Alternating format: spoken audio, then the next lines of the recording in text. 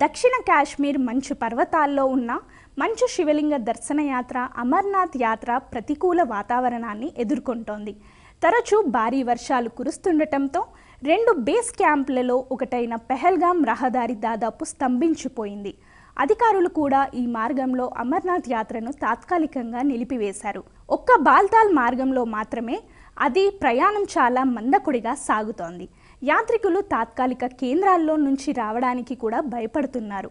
వాతావరణం అనుకూలించకపోవడంతో యాత్ర ముందుకు సాగడం లేదు. మరోవైపు చార్ధామ్ యాత్ర కూడా 2 రోజుల కిందట తాత్కాలికంగా నిలిచిపోయింది. ఇప్పటికీ ఉత్తరాఖండ్లో అనేక ప్రాంతాల్లో భారీ వర్షాలు కురుస్తున్నాయి. గంగోత్రి దగ్గర భీకర పరిస్థితి నెలకొంది. భాగీరథి నది ఉధృతంగా ప్రవహిస్తోంది. రహదారి వ్యవస్థ బాగా దెబ్బతింది.